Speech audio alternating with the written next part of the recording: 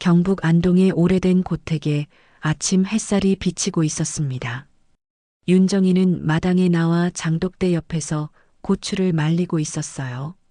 이른 아침부터 부지런히 움직이는 그녀의 모습은 33년 전과 다르지 않았습니다. 하지만 주름이 깊어진 얼굴에는 세월의 무게가 고스란히 담겨 있었죠. 정희는 올해로 60이 넘었지만 여전히 혼자서 넓은 고택을 관리하고 있었습니다. 남편 최일만이 세상을 떠난 지 벌써 3년이 흘렀어요. 그 후로 집은 더욱 조용해졌고 때로는 너무 조용해서 무서울 정도였습니다. 특히 밤이 되면 바람 소리에도 가슴이 두근거렸어요. 어머니, 오늘도 잘 계시죠? 정희는 시어머니 조복래의 영정 앞에 차례상을 차리며 혼잣말을 했습니다. 복래는 1980년대 말 어느 날 갑자기 집을 나간 후 돌아오지 않았어요. 당시 경찰에 실종 신고를 했지만 끝내 찾지 못했습니다. 마을 사람들은 처음엔 걱정했지만 시간이 지나면서 점차 잊혀져 갔어요. 하지만 정희만은 매년 복래의 생일마다 꼭 제사를 지냈습니다. 그날도 여느 때와 다름없이 제사상을 차리던 정희의 마음은 복잡했어요. 사실 시어머니와의 관계가 순탄하지만은 않았거든요. 복래는 며느리에게 늘 까다로웠고 집안일에 간섭이 심했습니다. 특히 손자 도윤이에 대해서는 더욱 그랬어요. 나는 아무 죄가 없다. 하지만 그날 이후 한 번도 내 마음이 편한 적이 없다. 정희는 속으로 중얼거렸습니다. 33년 전 그날 밤의 기억은 여전히 선명했어요. 복래와 남편 일만이 무엇 때문에 다투었는지, 왜 복래가 그렇게 화를 내며 집을 나갔는지, 모든 것이 아직도 생생했습니다. 서울에 살고 있는 아들 도윤이는 아버지가 돌아가신 후 더욱 집에 오지 않게 되었어요.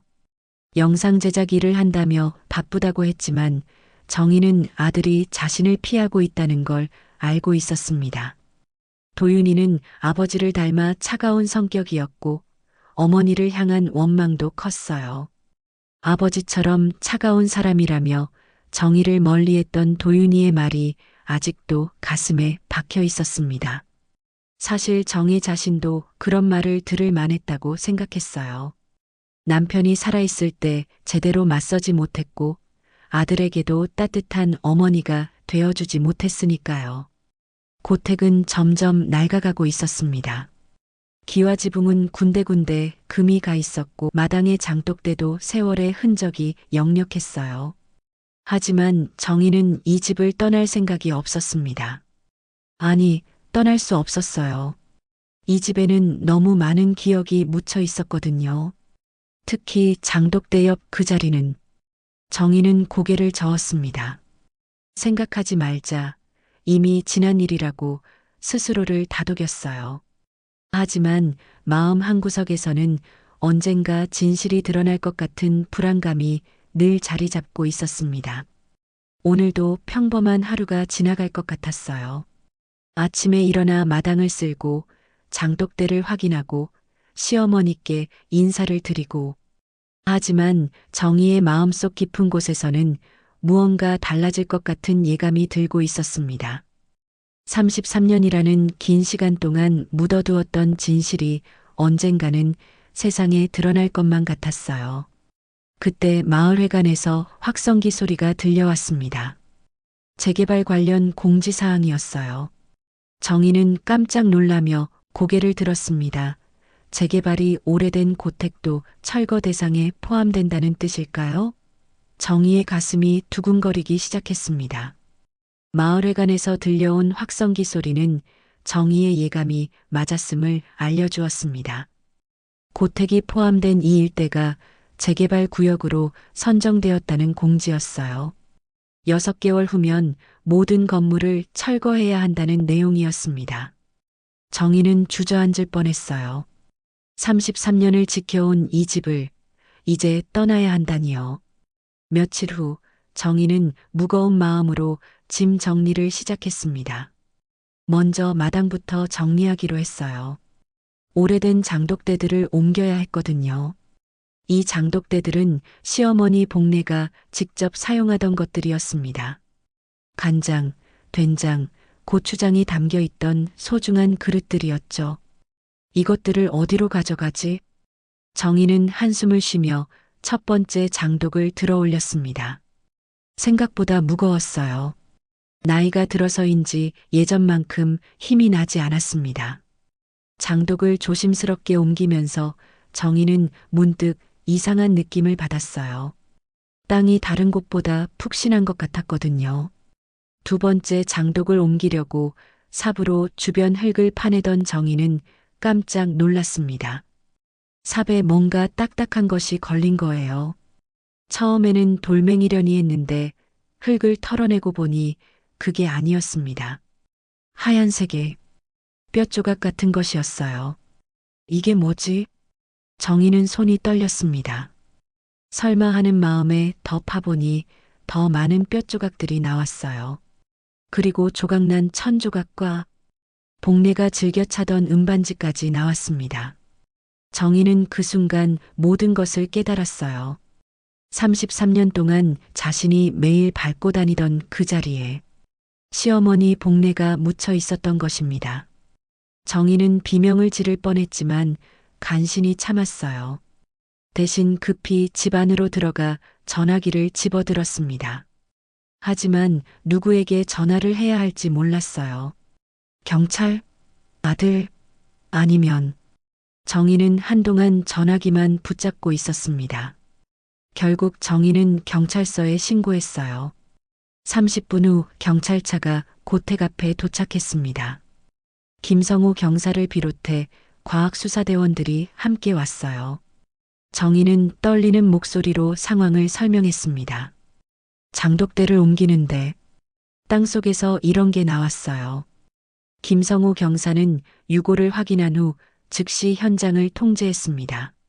과학수사대원들이 정밀하게 발굴 작업을 시작했어요. 몇 시간 후 성인 여성으로 추정되는 완전한 유골이 발견되었습니다. 함께 나온 음반지와 천조각은 33년 전 실종된 조복래의 것으로 추정된다고 했어요. DNA 감식을 위해 유골을 부검원으로 보내겠습니다. 그리고 윤정혜 씨 참고인 조사를 받으셔야 합니다. 정희는 고개를 끄덕였어요. 이미 각오하고 있던 일이었거든요. 하지만 마음은 편하지 않았습니다.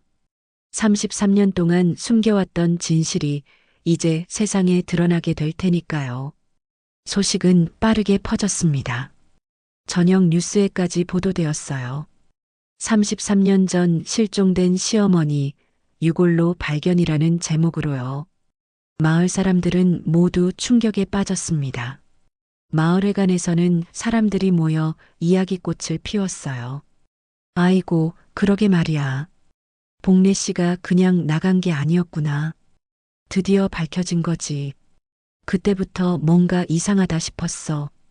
정희는 경찰서에서 조사를 받았습니다. 김성호 경사는 차분한 목소리로 질문했어요. 윤정혜 씨 33년 전 시어머니가 실종되던 날 밤 기억나는 게 있으신가요? 정희는 한참을 망설였습니다.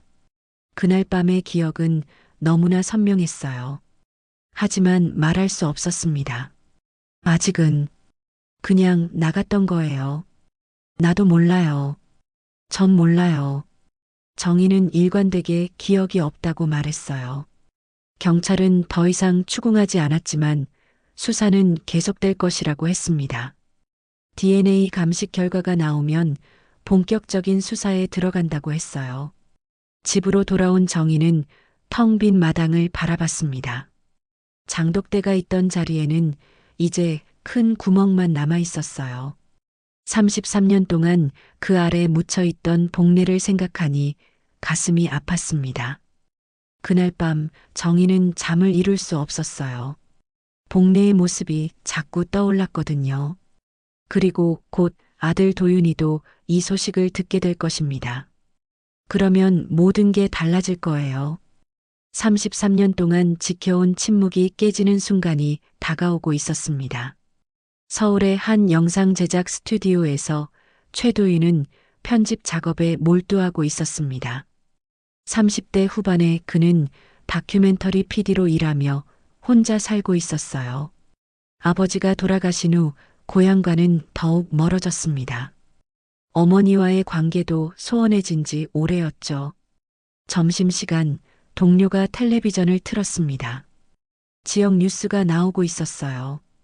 도윤은 별 관심 없이 편집을 계속하고 있다가 갑자기 손을 멈췄습니다.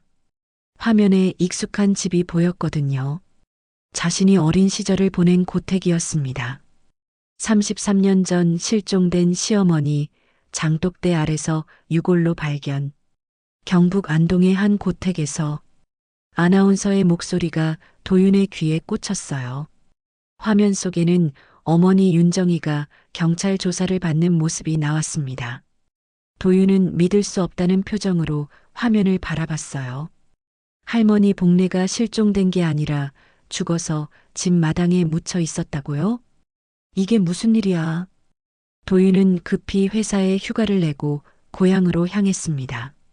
고속도로를 달리는 내내 머릿속이 복잡했어요.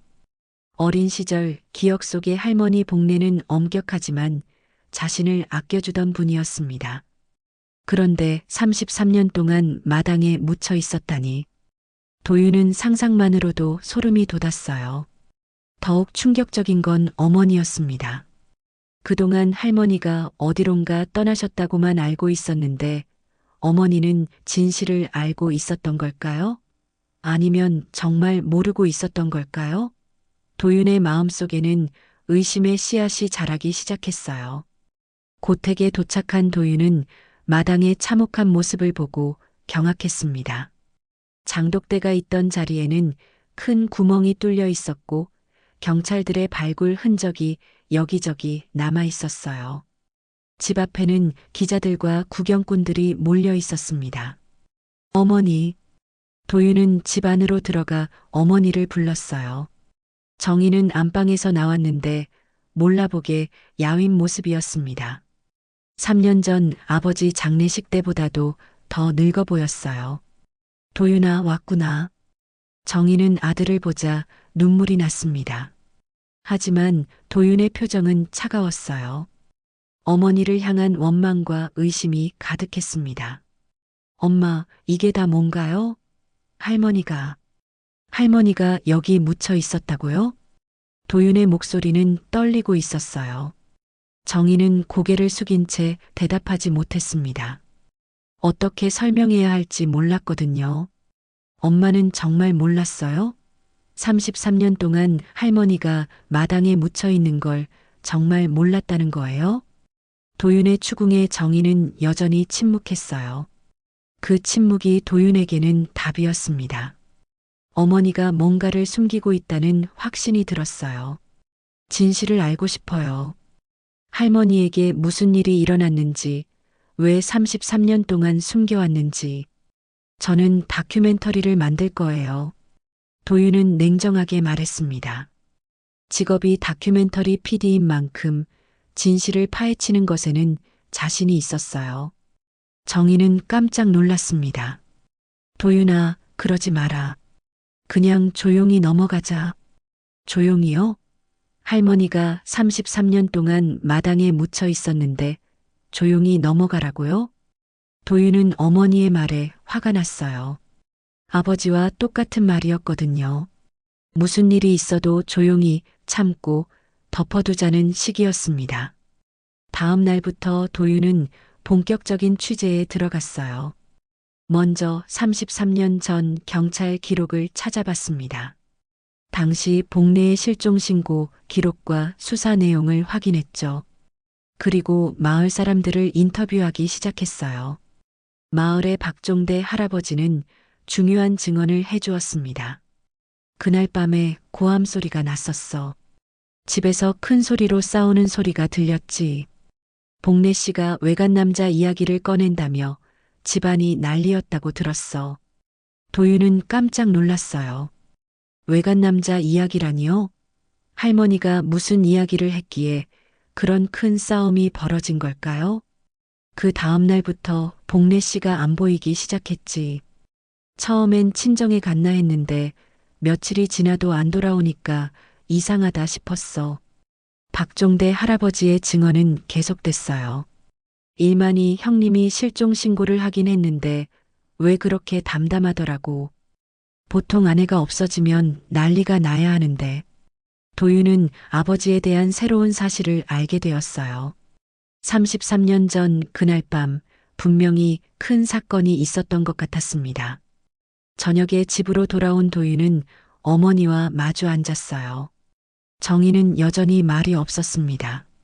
엄마, 당신은 그날 대체 뭘 본 거예요? 도윤의 질문에 정희는 고개를 돌렸어요. 아들의 눈을 마주보기가 두려웠습니다. 그 눈에는 실망과 원망이 가득했거든요. 나는 정말 몰랐어. 정희는 겨우 입을 열었지만 도윤은 믿지 않았어요. 어머니가 거짓말을 하고 있다는 확신이 들었습니다. 33년 동안 진실을 숨겨온 것처럼 지금도 거짓말을 하고 있다고 생각했어요. 그날 밤 도윤은 잠을 이룰 수 없었습니다. 어린 시절 기억을 되짚어 봤어요. 할머니가 사라진 후 집안 분위기가 어땠는지, 아버지와 어머니가 어떻게 행동했는지, 이제 와서 생각해 보니 이상한 점들이 많았습니다. 도윤은 다음 날부터 집안의 모든 곳을 뒤지기 시작했습니다. 진실의 단서가 어딘가에 숨어 있을 거라고 생각했어요. 정희는 아들이 집을 뒤지는 모습을 보며 불안해했지만 말리지 않았습니다. 언젠가는 드러날 일이라고 생각했거든요. 엄마, 할머니 물건들은 어디에 있어요? 도윤이 물었을 때 정희는 한참을 망설였어요. 복례의 물건들은 33년 동안 그대로 안방 장롱 깊숙한 곳에 보관하고 있었습니다. 차마 버릴 수도 없었고 그렇다고 밖으로 꺼낼 용기도 없었거든요. 안방 장롱. 제일 위쪽 서랍에 있어. 정희는 떨리는 목소리로 말했어요. 도윤은 급히 안방으로 향했습니다. 오래된 장롱을 열자 나무 냄새와 함께 먼지가 날렸어요. 제일 위쪽 서랍에는 복례의 옷가지와 장신구들이 그대로 들어 있었습니다. 도윤이 조심스럽게 물건들을 하나씩 꺼내는데 서랍 맨 밑에서 편지 봉투가 나왔어요. 누렇게 바랜 봉투에는 정희에게라고 복례의 글씨로 적혀 있었습니다. 도윤은 가슴이 두근거렸어요. 엄마, 이거 봤어요? 도윤이 편지를 들고 마당으로 나왔을 때 정희는 창백해졌어요. 그 편지의 존재를 까맣게 잊고 있었던 건 아니었습니다. 하지만 33년 동안 열어보지 못했어요. 열어보기가 무서웠거든요. 읽어봐도 돼요? 도윤의 물음에 정희는 고개를 끄덕였어요. 이제 숨길 게 없다고 생각했습니다. 도윤은 조심스럽게 편지 봉투를 열었어요. 복례의 정성스러운 글씨가 눈에 들어왔습니다. 정희야, 나는 내가 싫지 않다. 너는 착한 며느리였어. 하지만 일만이가 그 죄를 덮고 있다. 나는 더 이상 참을 수 없구나. 손자 도윤이를 위해서라도 난 떠나야 한다. 진실이 밝혀지는 날까지는 돌아갈 수 없을 것 같다. 편지는 거기서 끝나지 않았어요. 뒷면에는 더 충격적인 내용이 적혀 있었습니다. 도윤이는 내 친손자가 아니라는 걸 안다. 일만이가 밖에서 만든 아이를 데려와 너에게 키우라고 했지. 하지만 그 아이에게는 죄가 없어. 너도 도윤이도 피해자야. 도윤은 편지를 읽다가 손이 떨렸어요. 자신이 친손자가 아니라고요? 아버지의 혼외자라는 뜻인가요? 도윤은 어머니를 바라봤습니다. 정희는 고개를 숙인 채 울고 있었어요. 엄마, 이게 사실이에요? 도윤의 목소리는 떨리고 있었어요. 정희는 대답할 수 없었습니다. 33년 동안 숨겨온 비밀이 드러나는 순간이었거든요. 그때 도윤은 장롱 서랍에서 또 다른 것을 발견했어요. 아버지 최일만의 오래된 수첩이었습니다. 검정 가죽 표지의 작은 수첩이었는데 아버지가 늘 가지고 다니던 것이었어요. 수첩을 펼쳐본 도윤은 더욱 충격에 빠졌습니다. 아버지의 글씨로 섬뜩한 내용들이 적혀 있었거든요. 복례가 모든 걸 알아챘다.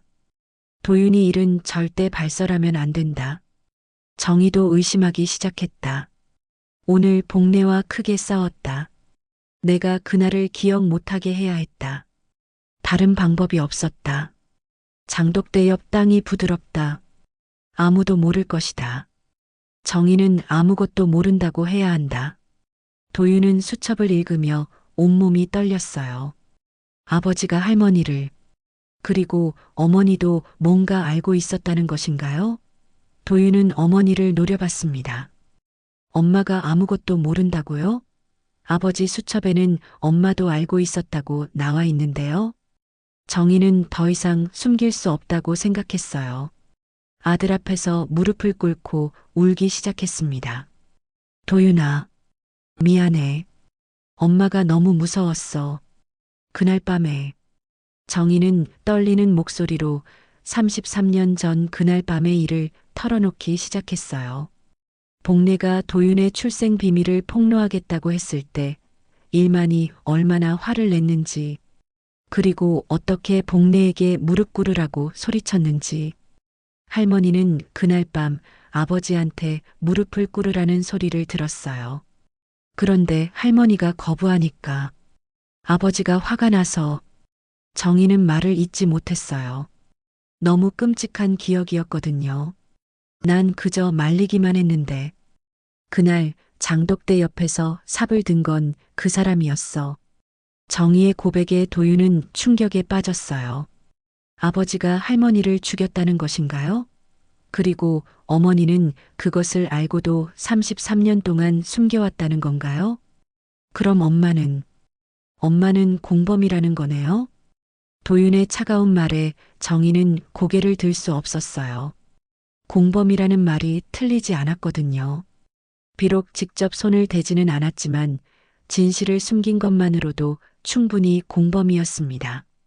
그때 현관문에서 벨소리가 났어요. 경찰이 찾아온 것이었습니다. DNA 감식 결과가 나왔다는 연락이었어요.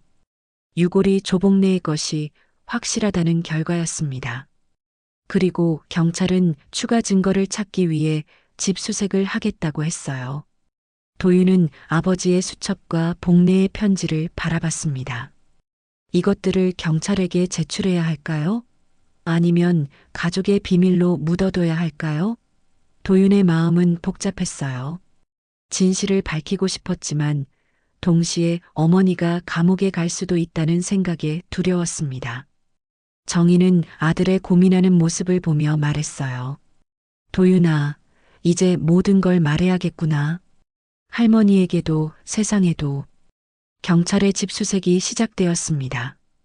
김성우 경사를 포함해 과학수사대원들이 지방 곳곳을 뒤지기 시작했어요. 도윤은 아버지의 수첩과 할머니의 편지를 손에 쥔 채 망설이고 있었습니다. 이것들을 제출하면 모든 진실이 드러나겠지만 어머니가 받을 충격이 걱정되었어요. 혹시 추가로 발견하신 증거물이 있나요? 김성우 경사가 도윤에게 물었을 때 도윤은 잠시 주춤했습니다. 정의는 아들을 바라보며 작은 목소리로 말했어요. 도윤아, 이제 숨길 필요 없어. 모든 걸 내놔라. 도윤은 결국 수첩과 편지를 경찰에게 건넸습니다. 김성우 경사는 내용을 확인한 후 심각한 표정을 지었어요.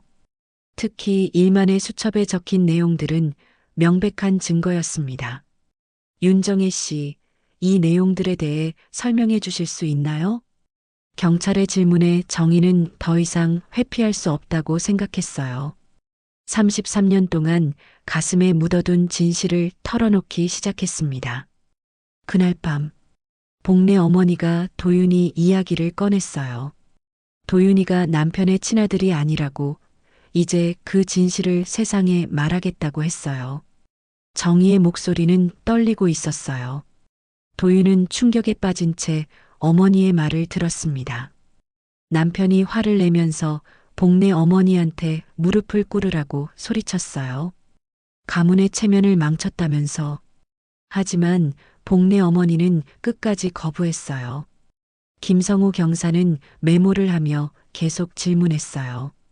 그 다음에는 어떻게 되었나요? 둘이 밀고 당기다가 복내 어머니가 넘어지면서 머리를 장독대에 부딪혔어요. 그 순간 의식을 잃으셨어요. 정희는 그날 밤의 참혹한 기억을 되살렸습니다. 복내가 쓰러진 후 일만이 어떻게 행동했는지, 자신은 어떻게 방관했는지, 남편은 복내 어머니가 죽었다고 했어요. 그리고 이 일이 알려지면 집안이 망한다고, 도윤이도 망한다고 했어요. 그래서 유체를 장독대 아래 묻었다는 말씀이군요. 김성우 경사의 말에 정희는 고개를 끄덕였어요. 이제 와서 부인할 수도 없었습니다. 경찰은 정희를 살인 혐의 공범 및 사체 은닉 방조 혐의로 수사 대상에 올렸습니다. 비록 직접 손을 대지는 않았지만 범행을 목격하고도 신고하지 않았으며 증거 인멸에 협조했다는 것이 이유였어요. 소식은 빠르게 언론에 퍼졌습니다. 33년 전 시어머니 살해, 며느리도 공범 혐의 이런 제목의 기사들이 쏟아져 나왔어요. 마을 사람들은 충격에 빠졌습니다. 아이고, 정혜 씨가 그런 일에 연루되었다니. 그러게 말이야. 그동안 조용히 살더니 이런 비밀이 있었구나. 마을회관에서는 연일 정희에 대한 이야기가 오갔어요. 어떤 사람들은 동정했지만 어떤 사람들은 비난했습니다. 33년 동안 속였다는 것에 대한 배신감 때문이었어요. 도윤은 더욱 혼란스러웠습니다. 어머니를 향한 실망감과 동시에 아버지에 대한 분노가 치밀어 올랐어요. 그리고 자신의 출생 비밀까지 알게 되면서 정체성 혼란까지 겪게 되었습니다. 엄마까지 알면서 숨겼다면 똑같은 사람이네요. 도윤의 차가운 말에 정희는 가슴이 찢어지는 것 같았어요. 아들마저 자신을 외면한다면 이제 정말 혼자가 되는 것이었습니다. 언론에서는 이 사건을 막장 가족극이라며 자극적으로 다뤘어요. 연일 기자들이 고택 앞에 몰려들었고 정희는 집 밖으로 나갈 수도 없었습니다. 장을 보러 나가면 마을 사람들의 시선이 따가웠어요. 저기 가네, 남편이랑 시어머니 죽인 사람. 33년 동안 시침이 떼고 살았다니 정말 무서운 사람이야. 마을 사람들의 수군거림이 정희의 귀에 들렸어요. 한때 이웃으로 지내던 사람들이 이제는 자신을 외면했습니다. 김영자 아주머니만은 정희를 위로해 주었어요. 정희야, 너도 피해자인 걸 내가 알아.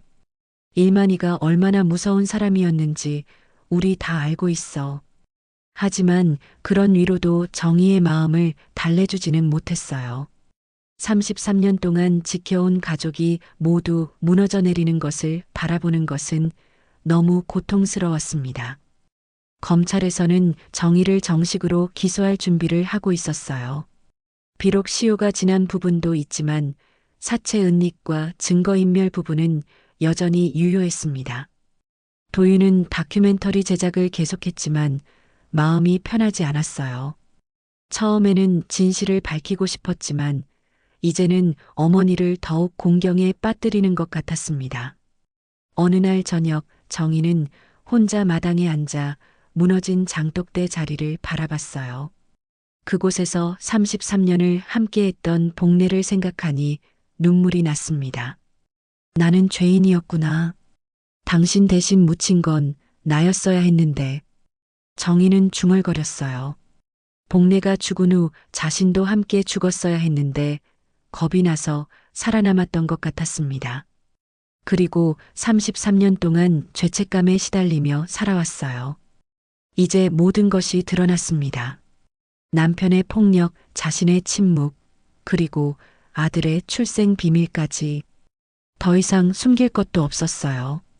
정희는 이제 진정한 속죄를 해야겠다고 마음먹었습니다. 그날 밤 정희는 검찰에 제출할 자세한 진술서를 작성하기 시작했어요. 33년 동안 묻어둔 모든 진실을 적어 내려갔습니다. 복례에 대한 미안함과 아들에 대한 사랑과 그리고 자신의 죄에 대한 참회까지. 새벽 4시 정희는 진술서 작성을 마쳤습니다. 10장이 넘는 분량이었어요. 33년 동안 가슴에 묻어둔 모든 이야기가 담겨 있었습니다. 그날 밤 복례와 일만이 어떻게 다퉜는지, 복례가 어떻게 죽었는지, 그리고 자신이 왜 침묵했는지까지 모든 것을 적었어요. 이제 끝이구나. 정희는 진술서를 책상 위에 놓고 깊은 한숨을 쉬었습니다. 이제 정말 모든 것이 끝날 것 같았어요. 아들도 마을 사람들도 모두 자신을 떠날 것이었습니다. 아침이 되자 도윤이 일어났어요. 어머니가 책상에 엎드려 잠들어 있는 모습을 보고 깜짝 놀랐습니다. 책상 위에는 두툼한 진술서가 놓여 있었어요. 엄마, 이게 뭐예요? 도윤이 진술서를 들어보는데 정희가 잠에서 깼습니다. 붓기로 퉁퉁 부은 눈으로 아들을 바라봤어요. 검찰에 제출할 진술서야. 이제 모든 걸 말하려고 해. 정희의 말에 도윤은 진술서를 읽어보기 시작했어요. 어머니가 겪었던 고통과 두려움이 그래서 고스란히 느껴졌습니다. 특히 자신에 대한 부분을 읽을 때는 가슴이 뭉클했어요. 도윤이는 내 친아들이 아니지만 안고 있는 순간부터 내 아들이 되었습니다. 그 아이를 지키기 위해서라도 진실을 숨겨야 한다고 생각했습니다. 하지만 그것이 더 큰 죄였다는 것을 이제 깨달았습니다. 도윤은 진술서를 읽으며 눈물이 났어요. 어머니가 자신을 얼마나 사랑했는지 알 수 있었거든요. 비록 친아들이 아니었지만 어머니에게는 소중한 아들이었던 것입니다. 엄마, 이렇게까지 하실 필요 없어요. 도윤이 말했지만 정희는 고개를 저었어요. 해야 해. 복례 어머니한테도 너한테도 세상에도 사과해야 해. 정희는 일어나서 방을 정리하기 시작했어요. 검찰에 자수할 준비를 하는 것이었습니다. 옷가지 몇 벌과 세면도구를 작은 가방에 넣었어요. 그때 현관문에서 벨이 울렸습니다. 김성우 경사가 찾아온 것이었어요. 정희의 정식 체포영장이 발부되었다는 통보였습니다. 윤정혜 씨 사체 은닉 및 증거인멸 방조 혐의로 체포하겠습니다. 김성우 경사는 미안한 표정으로 말했어요. 정희는 담담하게 고개를 끄덕였습니다. 이미 각오하고 있던 일이었거든요. 잠깐만요. 엄마가 직접 검찰에 진술서를 제출하려고 했어요. 도윤이 진술서를 들고 나왔을 때 김성우 경사는 놀랐어요. 이런 자세한 진술서는 처음 봤거든요. 검찰에서 참고하겠습니다. 하지만 체포는 진행해야 합니다. 정희는 수갑을 차면서도 담담했어요. 오히려 마음이 편해지는 것 같았습니다. 33년 동안 짊어진 죄의 무게를 이제 내려놓을 수 있을 것 같았거든요. 도윤아, 엄마가 없어도 잘 살아라. 그리고 너는 정말 내 아들이야. 정희는 경찰차에 타면서 아들에게 마지막 말을 남겼어요. 도윤은 그 말을 듣고 처음으로 울음을 터뜨렸습니다. 엄마도 피해자였다는 걸 이제야 알았어요. 도윤의 절규에 정희도 눈물을 흘렸어요. 아들이 자신을 이해해주는 것만으로도 충분했습니다. 경찰차가 출발하면서 정희는 고택을 뒤돌아봤어요. 33년을 살았던 집과의 마지막 이별이었습니다. 마을 사람들이 나와서 정희가 끌려가는 모습을 구경했어요. 어떤 사람들은 동정의 눈빛을 보냈지만 어떤 사람들은 비난의 시선을 보냈습니다. 끝내 잡혀가는구나. 그래도 용기 있게 자수한 건 인정해줘야지. 마을 사람들의 반응은 엇갈렸어요. 하지만 정희는 더 이상 신경 쓰지 않았습니다. 이제 모든 것을 내려놓았거든요. 도윤은 혼자 남은 집에서 어머니의 진술서를 다시 읽었어요. 33년 전 그날 밤의 진실이 생생하게 적혀 있었습니다. 아버지가 얼마나 폭력적이었는지, 어머니가 얼마나 무서워했는지 모든 것이 드러났어요. 특히 도윤 자신에 대한 부분은 가슴 아팠습니다. 어머니가 아버지의 혼외자인 자신을 어떻게 받아들였는지, 얼마나 사랑으로 키웠는지가 적혀 있었거든요. 처음 도윤이를 안았을 때 이 아이는 아무 잘못이 없다고 생각했습니다. 일만이의 잘못을 아이가 왜 짊어져야 하나요? 그 순간 이 아이의 엄마가 되기로 마음먹었습니다. 도윤은 어머니의 글을 읽으며 자신의 편견을 반성했어요. 어머니를 차가운 사람이라고 생각했지만 사실은 가장 따뜻한 사람이었던 것입니다. 아버지의 폭력과 위협 속에서도 자신을 지켜준 분이었어요. 그날 저녁 도윤은 동네의 산소를 찾아갔습니다. 할머니의 묘는 마을 뒷산에 있었어요. 33년 만에 제대로 된 장례를 치른 후 모신 곳이었습니다. 할머니, 죄송합니다. 33년 동안 모르고 지냈어요. 도윤은 무덤 앞에서 무릎을 꿇고 절을 올렸어요. 그리고 어머니를 대신해서 사과했습니다. 엄마도 피해자였어요. 아버지가 너무 무서워서 말을 못한 거예요. 할머니도 이해해 주세요. 도윤의 눈에서 눈물이 흘러내렸어요. 이제야 모든 진실을 알게 되었지만 너무 늦은 것 같았습니다. 다음 날 도윤은 구치소로 어머니를 면회하러 갔어요. 유리창 너머의 어머니는 많이 야윈 모습이었지만 오히려 편안해 보였습니다. 엄마, 괜찮으세요? 응, 괜찮아. 오히려 마음이 편해졌어. 정희는 아들을 보며 미소를 지었어요. 33년 만에 진짜 마음 편한 미소였습니다. 도윤아, 엄마는 이제 진짜 속죄를 할 거야. 복내 어머니한테도 세상에도. 도윤은 어머니와의 면회를 마치고 집으로 돌아오는 길에 우체통에서 편지 한 통을 발견했습니다. 발신인이 없는 낡은 편지였어요. 궁금해서 집에 와서 열어보니 또 다른 복내의 편지였습니다. 이번에는 봉투에 도윤이에게라고 적혀 있었어요. 편지를 펼쳐본 도윤은 깜짝 놀랐습니다. 할머니가 자신에게 남긴 마지막 편지였거든요. 글씨가 많이 흔들리는 걸 보니 급하게 쓴 것 같았어요. 도윤아, 할머니가 너에게 마지막으로 하고 싶은 말이 있단다. 너는 일만이의 친아들이 아니야. 하지만 그게 중요한 게 아니란다. 도윤은 편지를 읽으며 가슴이 두근거렸어요. 할머니도 자신의 출생 비밀을 알고 있었다는 뜻이었거든요. 일만이가 외도한 여자의 아이를 데려와 정희에게 키우게 하려 했을 때 나는 반대했어. 하지만 너를 본 순간 마음이 바뀌었단다.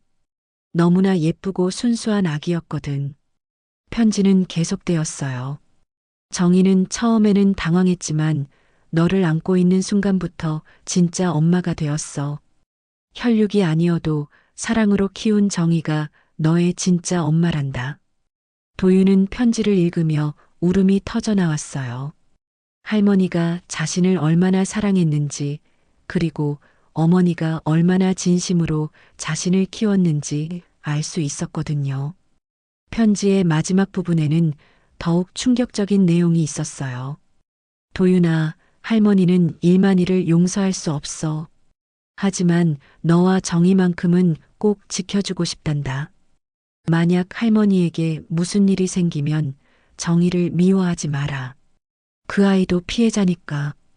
도윤은 편지를 다 읽고 나서 할머니의 마음을 이해할 수 있었어요. 복례는 이미 무슨 일이 일어날지 예감하고 있었던 것 같았습니다. 그리고 어머니 정희를 보호하려고 했던 거예요. 다음 날 도윤은 다시 구치소로 어머니를 면회하러 갔어요. 할머니의 편지를 보여주고 싶었거든요. 엄마, 할머니가 나에게 쓴 편지예요. 정희는 편지를 읽으며 눈물을 흘렸어요. 복례가 자신을 이해하고 있었다는 사실에 위로를 받았습니다. 복례 어머니가 나를 지켜주려고 했구나. 정희는 중얼거렸어요. 33년 동안 복례를 원망하기도 했는데 사실은 복례가 자신을 걱정해주고 있었던 것입니다. 엄마, 이제 진실을 다 알았어요. 엄마도 할머니도 모두 피해자였어요. 도윤의 말에 정희는 고개를 끄덕였어요. 하지만 여전히 죄책감은 남아 있었습니다. 그래도 나는 침묵했어. 그것만으로도 죄가 있는 거야. 정희는 자신의 죄를 인정했어요. 비록 직접 손을 대지는 않았지만 진실을 숨긴 것 자체가 잘못이었다고 생각했습니다. 도윤아, 엄마가 법정에서 모든 걸 말할 거야. 그때까지 기다려줘. 며칠 후 정희의 재판이 열렸습니다. 법정에는 많은 기자들과 방청객들이 몰려들었어요. 도윤도 증인석에 앉아 어머니를 지켜봤습니다. 정희는 증인석에 서서 떨리는 목소리로 진실을 말하기 시작했어요. 33년 전 그날 밤 저는 남편과 시어머니가 다투는 것을 말렸습니다. 하지만 막을 수 없었어요. 정희는 그날 밤의 일을 자세히 설명했어요. 복례가 도윤의 출생 비밀을 폭로하려 했던 것, 일만이 화를 내며 폭력을 휘둘렀던 것, 그리고 복례가 사고로 죽게 된 과정까지 저는 무서워서 아무것도 할 수 없었습니다. 남편이 경찰에 신고하면 집안이 망한다고, 도윤이도 망한다고 했어요. 법정 안은 조용했어요. 정희의 증언에 모든 사람들이 집중하고 있었습니다. 그 아이를 안고 있는 순간 엄마가 되기로 마음먹었어요. 넌 내 아들이야. 처음부터. 정희는 도윤을 바라보며 말했어요. 도윤은 울며 어머니를 바라봤습니다. 검사는 정희에게 질문했어요. 그럼 33년 동안 왜 진실을 말하지 않았습니까? 무서웠어요.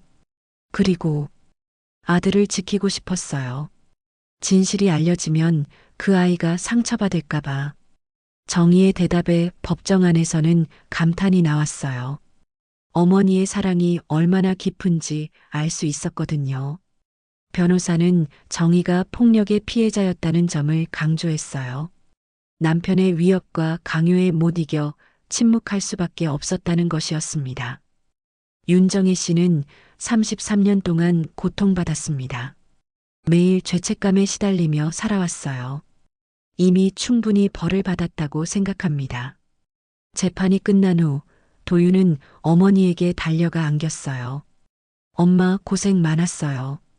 이제 진짜 우리 가족이 되었어요. 정희도 아들을 꼭 안았어요. 33년 만에 진짜 마음 편한 포옹이었습니다.